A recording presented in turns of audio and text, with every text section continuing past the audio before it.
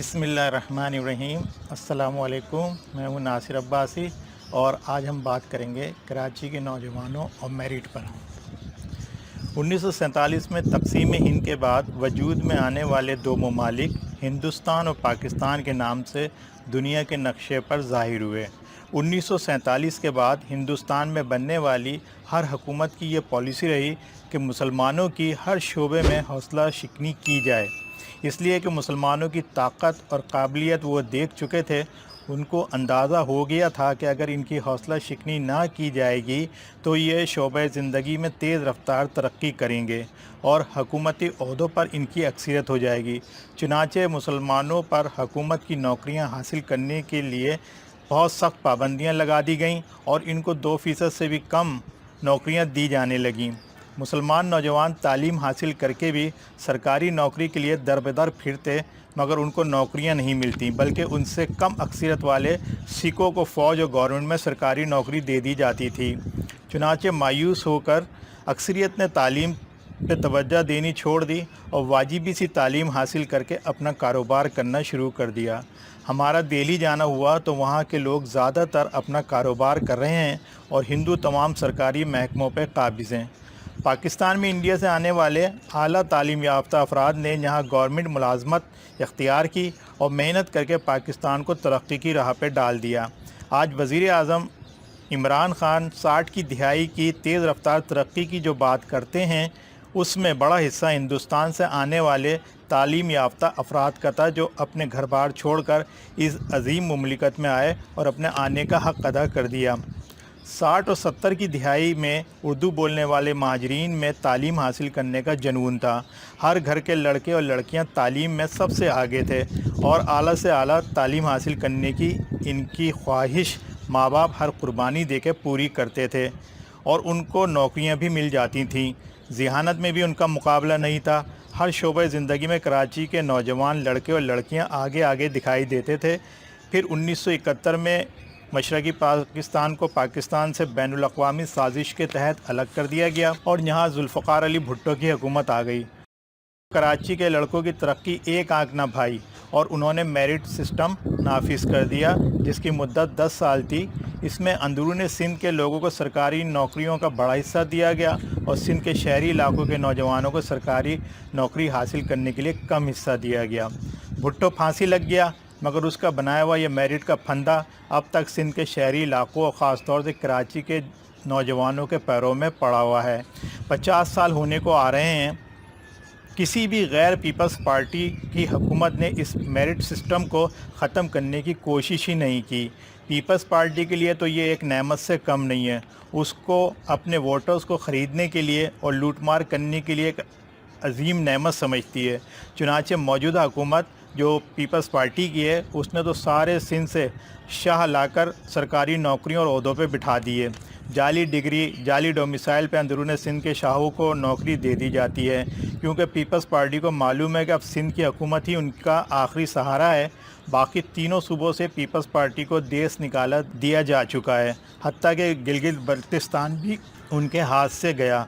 अब सिंध ही उनकी आखिरी उम्मीद है और माल बनाने का आसरा है। अंदरून सिंध जहाँ से उनके सारे उम्मीदवार अपने हलकों से धौंस, धांधली, बदमाशी और सरकारी वसाइल को इस्तेमाल करके कामयाब हो जाते हैं और सरकारी महकमों पे काबिज़ हो जाते हैं, जबकि शहरी हलकों में और ख़ास तौर से कराची से उनको 1-2 सीटें मिलती हैं।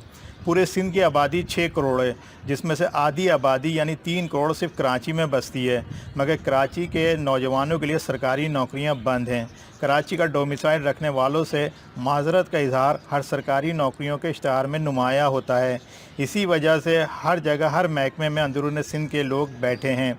इससे हुकूमत सिंध को 2 फ़ायदे होते हैं। एक तो वोट बैंक पक्का रहता है, दूसरे रिश्वत और लूटमार का बाज़ार गर्म रहता है, जिसका हिस्सा बकौल सुप्रीम कोर्ट के किन 2 शख्सियात को जाता है हमें मालूम है।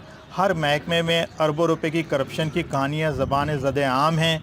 किसी भी ठेके में मंसूबे में कमीशन पहले तय कर लिया जाता है, इसलिए अपने बंदे महकमे में लगाए हुए हैं। अब ये काम कराची के नौजवान तो कर नहीं सकते, इसलिए उनको बिल्कुल उसी तरह जिस तरह हिंदुस्तान में मुसलमानों के साथ सलूक रवा रखा जाता है कि किसी को सरकारी नौकरी नहीं देनी, اسی طرح کراچی کے لڑکوں کے ساتھ بھی رکھا جاتا ہے۔ اب تو مہاجر تنظیموں کی طرف سے بھی یہ آواز اٹھنے لگی ہے کہ ضروری نہیں کہ تعلیم سرکاری نوکری کے لیے حاصل کی جائے، اپنا کاروبار کرنے کے لیے بھی تعلیم ضروری ہے، اس لیے کراچی کے نوجوان اپنا کاروبار کریں۔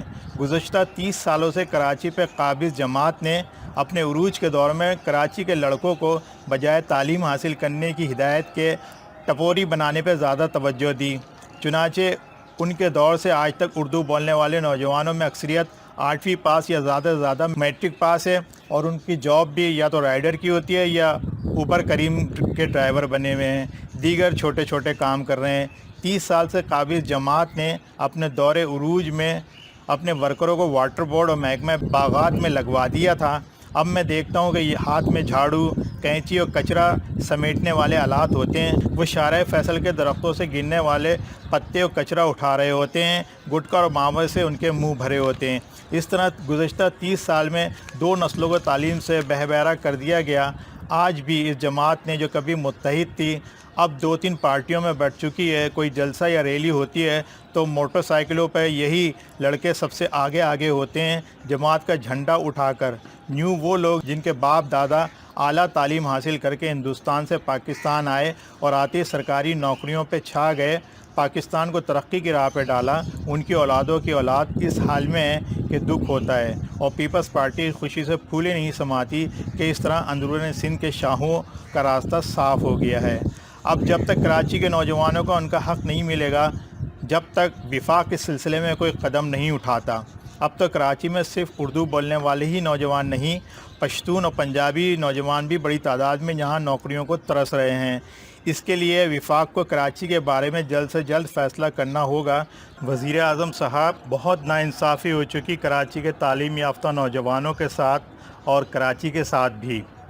دنیا کا دوسرا تیسرا بڑا شہر کھنڈرات کا منظر پیش کر رہا ہے، ٹوٹی سڑکیں، بہتے گٹر، کچروں کے پہاڑ اور ناکارہ اور ٹوٹی پھوٹی بسیں اور ویگنیں۔ کراچی کی صبح چیخ چیخ کر اپنا رات کا فسانہ بتا رہی ہے کہ کس طرح اس کو اجاڑا گیا، برباد کیا گیا۔ سندھ حکومت کو تو صرف صوبائی قومی اسمبلیوں اور سینٹ کے الیکشن کی فکر ہوتی ہے۔ کراچی کی عوام جائے بھاڑ میں، اپنے بندوں کے ذریعے لامحدود مال تو آ رہا ہے، باقی سب خیر ہے۔